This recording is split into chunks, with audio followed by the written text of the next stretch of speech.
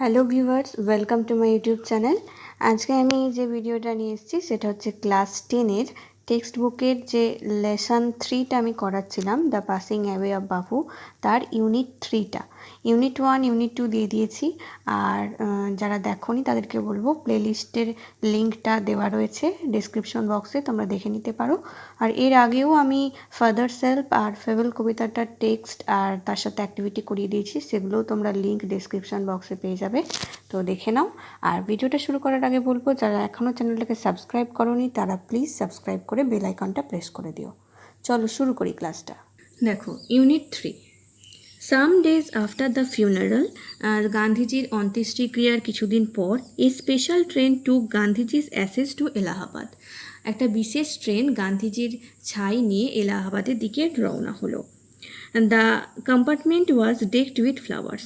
সেই যে কম্পার্টমেন্টটা যেখানে গান্ধীজির যে শেষকৃত্যের পর ছাইটা নিয়ে যাওয়া হচ্ছিল, সেটা সেই ট্রেনের সেই কামরাটা ফুল দিয়ে সাজানো ছিল। People on the train স্যাং bhajans. মানুষজন, যে ট্রেনের মধ্যে যে মানুষজন ছিল তারা ভজন গাইছিল। People did not weep anymore. তারা মানুষজন আর কাঁদছিল না। For they could feel Gandhiji's presence amid the flowers and songs. কারণ তারা ফুল আর গানের মধ্যে দিয়ে গান্ধীজির মানে একটা অস্তিত্ব অনুভব করছিল, গান্ধীজির প্রেজেন্সটাকে অনুভব করতে পারছিল। At every station sorrowful crowd fill the platform. প্রত্যেকটা স্টেশনের প্ল্যাটফর্মে দুঃখিত মানুষজন ভিড় করে দাঁড়িয়েছিল। Amid songs and prayer the train reached Allahabad. এই গান এবং প্রার্থনার মধ্যে দিয়ে ট্রেনটা এলাহাবাদে পৌঁছালো। The ashes were immersed in the Ganges were a huge crowd had gathered at the bank.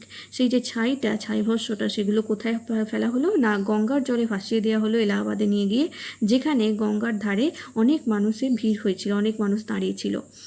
Afterwards we all went back to Delhi. তারপরে আমরা সবাই দিল্লিতে ফিরে এলাম। এলাহাবাদ থেকে আবার দিল্লিতে ফিরে আসা হলো। Back in Delhi I felt at sea. দিল্লিতে ফিরে এসে আমি যেন সমুদ্রের মতো মনে হলো আমার। মানে হচ্ছে সমুদ্র যেমন বিশাল বড় একটা একাকী, সেরকম নিঃসঙ্গ মনে হলো। I had not directly worked with বাপু। আমি সরাসরি গান্ধীজির সাথে কখনো হাঁটিনি। গান টু প্রিজন, এমনকি জেলেও যাইনি। At his call or made any sacrifice for my country. তার ডাকে সাড়া দিয়ে আমার দেশের জন্য কোনো আমি স্যাক্রিফাইসও করিনি, কোনো বলিদানও আমি দিইনি। মাই সিস্টার্স অ্যান্ড আমি এবং আমার বোন, and other young people like me, আর আমার মতো আরও যে সমস্ত ইয়াং পিপল রয়েছে, যুবক যুবতীরা রয়েছে, হ্যাড বিন মেয়ারলি অনলুকার্স। তারা কেবলমাত্র দর্শকে ছিলাম। তারা সরাসরি গান্ধীজির সাথে কোনো অ্যাক্টিভিটিতেও যোগ দিইনি, জেলেও যাইনি, দেশের জন্য কোনো বলিদানও দিইনি। আমরা শুধুমাত্র একটা অনলুকার্স ছিলাম, দর্শক ছিলাম। But still I felt at sea. তবুও আমি এরকম একা বোধ করলাম, ফাঁকা বোধ করলাম। I felt I had grown up within a magic circle. আমার মনে হলো আমি বড় হয়েছি একটা জাদুই একটা বৃত্তের মধ্যে। উইথ বাপুস পাসিং অ্যাওয়ে, বাপুর মারা যাওয়ার পরে, I fail the magic circle had vanished. আমার মনে হলো সেই জাদুই বৃত্তটা হঠাৎ করে উধাও হয়ে গেছে। লিভিং মি আনপ্রোটেক্টেড, আর আমরা সবাই যেন অসুরক্ষিত হয়ে পড়েছি। With an effort I রাউজড myself. আমি অনেক প্রচেষ্টা করে নিজেকে আবার জাগিয়ে তুললাম, আমি নিজেকে আবার এই জায়গা থেকে বের করলাম, এই যে ভাবনাটা থেকে, সেখান থেকে আমি নিজেকে সরিয়ে নিয়ে এলাম। আই আস্কড মাইসেলফ, আমি নিজেকে প্রশ্ন করলাম, had Bapu lived and died for nothing. বাপু কি কোনো কিছুর জন্য বেঁচে ছিলেন না এবং মারাও যাননি? How could I so easily lose courage when he was no longer there. এখন যখন তিনি নেই তখন আমি কি করে এত তাড়াতাড়ি নিজের সাহস হারাতে পারি? My values were not so weak. আমার ভ্যালু, আমার যে মান, সেটা তো এত দুর্বল নয়। Millions of people would have been ordinary folk but for Bapu. হাজার হাজার লক্ষ লক্ষ মানুষ সাধারণ লোক হলেও কিন্তু Bapu, he brought them out of indifference and awaken them to one another suffering. Bapu কী করেছিলেন? সেই মানুষগুলোকে তাদের উদাসীনতা থেকে বের করে এনে একে অপরের কষ্টকে ভাবতে, একে অপরের কষ্টকে বুঝতে সাহায্য করেছিলেন। মানে একে অপরের জন্য ফিল করতে সাহায্য করেছিলেন মানুষদেরকে। What if now Bapu is গান। এখন বাপু নেই তো কি হয়েছে? We were still there, young, strong and proud to bear his banner before us. আমরা তো রয়েছি, আমরা এই যে যুবক যুবতীরা, তরুণরা রয়েছি এবং শক্তিশালী, এবং আমরা তো শক্তিশালী, এবং তার যে শিক্ষা দীক্ষা আদর্শে আমরা গর্বিত, আর তার যে আদর্শ সেটা পথে নিয়ে চলে যাওয়ার, মানে এগিয়ে নিয়ে যাওয়ার জন্য আমরা তো রয়েছি, আমরা তো যথেষ্ট। Bapu had passed away but his India would continue to live in his children. Bapu হয়তো মারা গেছেন, কিন্তু তার ছেলে মেয়েদের মধ্যেই তার ভারতবর্ষ বেঁচে থাকবে। তাহলে বাপুর যে আদর্শগুলো, বাপুর যে চিন্তাভাবনা, ধ্যান ধারণা, সেগুলো কিন্তু বাপু চলে গেছেন বলে শেষ হয়ে যাবে তা নয়, আমাদের মতো যুব সমাজের মধ্যে দিয়েই সেগুলো এগিয়ে যাবে। বুঝতে পারলে তোমরা মানেটা? এরপর দেখো অ্যাক্টিভিটি। গান্ধীজির অ্যাসেস ওয়ার টেকেন টু, গান্ধীজির ছাই কোথায় নিয়ে যাওয়া হয়েছিল? আহমেদাবাদ, এলাহাবাদ, দিল্লি, বেনারস। এলাহাবাদে, তাহলে option B Allahabad. A huge crowd had gathered by the, একটা খুব অনেক মানুষের ভিড় জমা হয়েছিল কোথায়? গ্যাঞ্জেস, যমুনা, ব্রহ্মপুত্র, নর্মদা। কোথায় জমা হয়েছিল? গঙ্গা নদীর ধারে, তাহলে অপশন এ গ্যাঞ্জেস।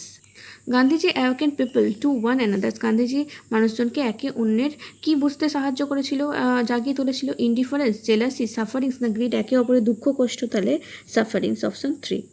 এরপর দেখো সেই সেন্টেন্সগুলো ইনফরমেশন, টেক্সট থেকে ইনফরমেশন নিয়ে পূর্ণ করতে হবে। প্রথমে কি আছে? People on the special train dash, তাহলে পিপল মানুষজন, বিশেষ ট্রেনের মানুষজন কি করছিল? স্যাং ভজনস। তারপরে দেখো the author felt she had grown up within, author বুঝতে পারলো, লেখিকা বুঝতে পারলেন যে তিনি কিসের মধ্যে বড় হয়েছেন? উইদিন এ ম্যাজিক সার্কেল, একটা জাদুই বৃত্তের মধ্যে বেড়ে উঠেছেন। Bapu had passed away but dash, Bapu মারা গেছেন কিন্তু his India would continue to live in his children. বুঝতে পেরেছ? এরপর দেখো 9 দাগে কজ আর এফেক্ট আছে। কজ লেখা থাকলে এফেক্ট লিখতে হবে, এফেক্ট লেখা থাকছে যেটা সেটার কজটা লিখতে হবে। প্রথমেরটার এফেক্ট লেখা আছে, ফলটা লেখা আছে। কি আছে? People did not weep anymore, মানুষজন আর কাঁদছিল না। তার কারণ কি? তার কারণ হচ্ছে দে কুড ফিল গান্ধীজির presence amid the flowers and the songs, তারা গান্ধীজির মানে অস্তিত্বটা ফুল এবং গানের মধ্যে অনুভব করতে পারছিল, তাই তারা কাঁদছিল না। এরপর দেখো কজ লেখা আছে দ্য ম্যাজিক সার্কেল ভ্যানিশড, এর এফেক্ট কী হয়েছিল? ম্যাজিক সার্কেলটা উধাও হয়ে গেছিলো, ফলে এর এফেক্ট হয়েছিল দ্য অথর ফেল্ট আনপ্রোটেক্টেড, লেখিকা আনপ্রোটেক্টেড, অসুরক্ষিত ভাবলেন নিজেকে।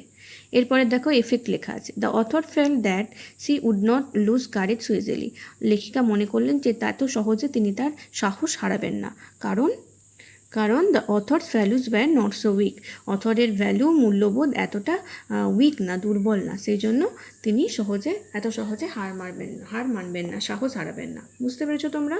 এরপর দেখো গ্রামার। 10 দাগে কি গ্রামারগুলো কি আছে? Join the following pairs of sentence into single sentence as directed, তাহলে সিঙ্গেল সেন্টেন্সে জয়েন করতে হবে যেভাবে বলা হয়েছে। প্রথমে আছে I saw a snake, I ran away, use participle use করে জয়েন করতে হবে, তাহলে এটা হবে seeing a snake I ran away, একটা সাপ দেখে আমি পালিয়ে গেলাম। 2 নম্বরেরটা আছে হি learns music he listens to the chords, use preposition with জেরান্স ব্যবহার করতে হবে, তাহলে এটার উত্তর হবে he learns music by listening to the chords. 3টা আছে gold is a precious metal, it is use to make ornaments, use noun in apposition use করতে হবে, তাহলে এটার উত্তর হয়ে যাবে gold a precious metal is used to make ornaments. ডিএরটা আছে দেখো Ramu has some money he can buy books, এটা হচ্ছে ইউজ ইনফিনিটিভ দিয়ে দুটো সেন্টেন্স যোগ করতে হবে, তাহলে এর উত্তর হবে Ramu has some money to buy books. এরপর দেখো আছে the sky was cloudy we postponed our journey, এটা ইউজ নমিনেটিভ অ্যাবসলিউট, তাহলে এটাকে নমিনেটিভ অ্যাবসলিউট দিয়ে দুটো সেন্টেন্স যোগ করলে হয়ে যাবে being cloudy the sky we postponed our journey. এরপরে এফেক্টটা দেখো the boy rode the answer was incorrect, use adverbial phrase use করে এটাকে যোগ করতে হবে, তাহলে এটা হয়ে যাবে the boy rode the answer incorrectly. এরপর দেখো 11 দাগের এতে আছে the old man is unwell he can not go out, use illative conjunction, তাহলে ইলাটিভ কনজাংশন দিয়ে দুটো সেন্টেন্স যোগ করতে হবে, এর উত্তর হবে the old man is unwell so he can not go out. বিয়েরটা আছে he is honest he is humble, use cumulative conjunction, he is both honest and humble, এটা হয়ে যাবে এর অ্যান্সার। এরপর দেখো সিয়েরটা আছে Sonali cannot write poetry she keeps on trying, use adversative conjunction, এটা অ্যাডভার্সেটিভ কনজাংশন দিয়ে যোগ করলে হয়ে যাবে Sonali cannot write poetry yet she keeps on trying. পরেরটা আছে study hard you will not pass the examination, use alternative conjunction, তাহলে এটা হবে study hard or you will not pass the examination. এরপর দেখো 12 দাগের এ কি আছে Rabindranath Tagore is a famous poet he won Nobel prize, use adjective clause, তাহলে অ্যাডজেক্টিভ ক্লজ দিয়ে যোগ করলে হয়ে যাবে Rabindranath Tagore is a famous poet who won the Nobel prize.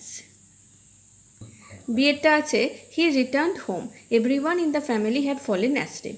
এটাকে অ্যাডভার্ব ক্লজ দিয়ে যোগ করতে হবে, তাহলে এটার উত্তর হয়ে যাবে when he returned home, comma everyone in the family had fallen asleep.